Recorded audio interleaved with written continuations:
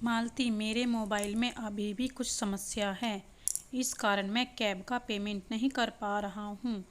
Cash में ज़्यादा रखता नहीं। तुम्हारे पास कैश है तो पेमेंट कर दो या फिर मोबाइल से कर दो। शेखर ने कुछ देर अपने मोबाइल पर कोशिश करने के बाद कहा। अभी अभी दोनों कहीं से घूमकर आए थे। मालती ने पर्स खोलते हुए पूछा, कितने? बस 450 रुपये, शेखर ने कहा। मालती ने 500 का नोट शेखर की ओर बढ़ाया। शेखर ने नोट उससे लेकर कैब ड्राइवर को दे दिया और उसने जो 50 के नोट वापस किए वह मालती को वापस करते हुए मुस्कुरा कर बोला, मैं तुम्हें ट्रांसफ़र कर दूंगा जब मोबाइल काम करने लगेगा। वापस करने की क्या आवश्यकता है, हम साथ साथ ही तो गए थे, मालती ने कहा। फिर भी अच्छा, चलता हूँ, फिर मिलेंगे, शेखर ने कहा। चाय नहीं पियेंगे? 10 मिनट की ही तो बात है, मालती ने पूछा। कोई ख़ास इच्छा तो नहीं थी चाय पीने की, पर जब कहती हो तो इनकार करना मुश्किल हो जाता है। इसी बहाने 10 मिनट और आपका साथ मिल जाएगा, शेखर ने उसे अंदर चलने का इशारा करते हुए कहा। मालती का घर पहले माले पर था। सीढ़ियाँ चढ़कर दोनों अंदर आ गए। मालती का बेटा कार्तिक घर में ही था और बालकनी के पास खड़ा था, इसलिए उनकी बातें सुन रहा था। उन्हें ऊपर आता देख वह दरवाजे के पास पहुंच चुका था और जैसे ही डोरबेल बजी उसने दरवाज़ा खोल दिया।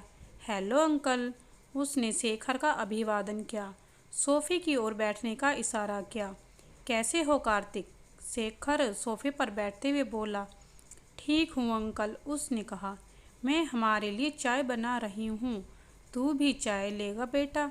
मालती ने कार्तिक से पूछा। चाय मैं बनाऊँगा मम्मी, आप अंकल के साथ बैठो, कार्तिक ने कहा। लगता है बड़ा हो गया है तू, मालती ने प्रशंसा भरी निगाहों से कार्तिक को देखा। मालती शेखर के साथ बैठकर बात करने लगी और कार्तिक चाय बनाने किचन में चला गया। चाय बनाते हुए उसके मन में पिछले कुछ माह की घटनाएं चलचित्र की तरह घूमने लगी। उसके पिता की मौत के बाद उसकी माँ बिल्कुल अकेली हो गई थी। उसे पालने के लिए उसने उसके पिता की भी भूमिका ले ली थी, पर अंदर ही अंदर इतनी दुखी थी मानो लगता था उसके जीवन में कोई उत्साह ही नहीं है। इस तरह से कई साल बीत गए थे। इसी बीच शेखर अंकल से उसकी जान पहचान हुई। कई दिनों के बाद उसके चेहरे पर हंसी दिखी थी। दोनों कई बार साथ साथ पार्क में घूमने, लंच, डिनर पर या मूवी देखने जाने लगे। इसी बीच शेखर अंकल से उसकी जान पहचान हुई। कई दिनों के बाद उसके चेहरे पर हंसी दिखी थी। दोनों कई बार साथ साथ पार्क में घूमने, लंच, डिनर पर या मूवी देखने जाने लगे। कार्तिक को अपनी माँ को खुश देखकर बहुत अच्छा लगा। माँ तो माँ होती है, बच्चों को हमेशा अच्छी लगती है, पर जब से शेखर अंकल माँ की ज़िंदगी में आए थे उनका पूरा व्यक्तित्व ही बदल गया था। पहले जहाँ वह हमेशा उदास और गमगीन रहती थी, अब हमेशा प्रसन्न रहती हैं। पर आज की घटना से उसे थोड़ा संदेह हुआ कि क्या सचमुच शेखर अंकल के मोबाइल में कुछ समस्या थी या फिर उन्होंने बहाना बनाया था। क्या वह मम्मी के साथ सिर्फ इसलिए है कि उन्हें किसी का साथ चाहिए और मम्मी के पास पैसों की कमी नहीं है। पापा असमय चले गए थे, पर अच्छी खासी रकम की व्यवस्था कर गए थे। 1 करोड़ तो सिर्फ बीमा कंपनी से मिले थे। उसके अलावा पीएफ ग्रेजुटी पापा के बैंक खाते में अच्छी खासी रकम थी।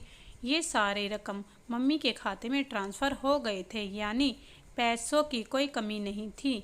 क्या इसी पैसे के लिए शेखर अंकल मम्मी के साथ हैं? छन की आवाज़ से उसकी तंद्रा भंग हुई। पानी गर्म हो चुका था। चाय पत्ती और चीनी डालकर वह फिर सोचने लगा कि कहीं ऐसा तो नहीं कि मम्मी अपने एकांत को दूर करने के चक्कर में शेखर अंकल के इरादों को समझ नहीं पा रही हो। इस तरह के कई ख्याल उसके मन में आते जाते रहे।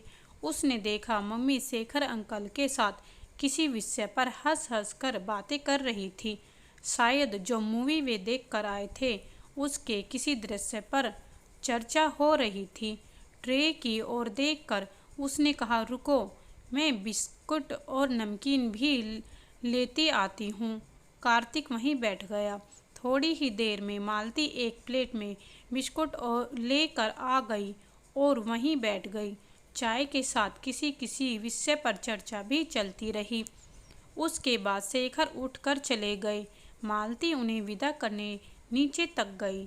जब वह वापस आई तो वह बोला, मम्मी, आपसे कुछ बात करनी है। मालती ठिठक गई। हाँ बोलो। आज कैब का किराया शेखर अंकल ने आपसे दिलवाया, यह कहकर कि उनका मोबाइल काम नहीं कर रहा। कहीं ऐसा तो नहीं कि वे सिर्फ आपके पैसे के लिए आपके साथ हैं? कार्तिक बोला। अच्छा, तुम्हें मालूम है यह बात? चलो, खुशी हुई कि मेरा कोई गार्जियन है घर में, ताकि मैं गलत फैसला लूँ तो मुझे रोके। मुस्कुराते हुए मालती ने कहा, मम्मी, मैं मजाक नहीं कर रहा, सीरियसली बोल रहा हूँ। कार्तिक ने गंभीरतापूर्वक कहा, ऐसा नहीं है बेटा, अभी जाते समय उन्होंने ही कैब का भुगतान किया था।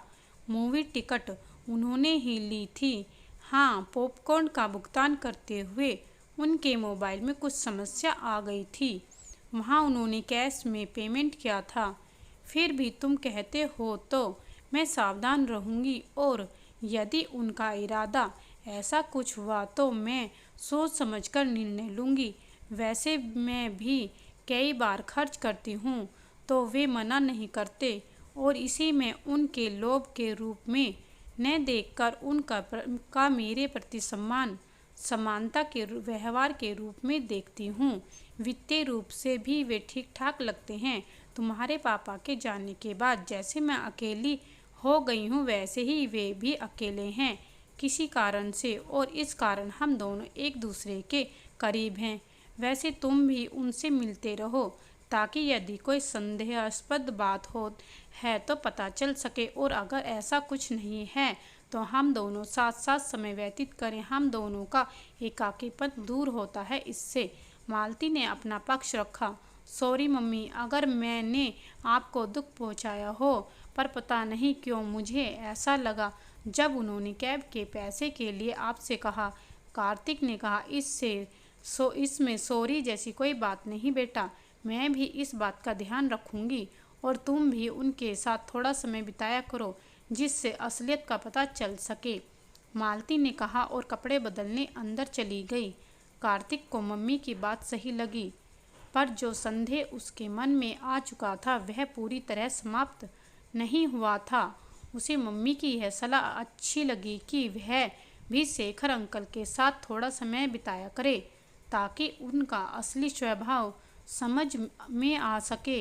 उसके बाद वह बीच बीच में शेखर अंकल के साथ समय बिताने लगा, यहाँ तक कि जब भी वे मालती को कहीं बाहर ले जाने के लिए आते तो कभी कभी कार्तिक भी साथ चलने का अनुरोध करता था, और वे खुशी खुशी उसे भी साथ ले जाते थे। कुछ ही महीनों में स्थिति स्पष्ट हो गई। कार्तिक निश्चिंत हो गया कि शेखर अंकल उसकी मम्मी का साथ चाहते थे, न कि उसके बैंक बैलेंस का। उसके मन में शेखर अंकल के प्रति जो संदेह था वह छट चुका था। तो दोस्तों, कैसी लगी आज की स्टोरी? आशा करती हूँ आपको ज़रूर पसंद आई होगी। तो प्लीज़ चैनल को लाइक, शेयर और सब्सक्राइब कीजिए।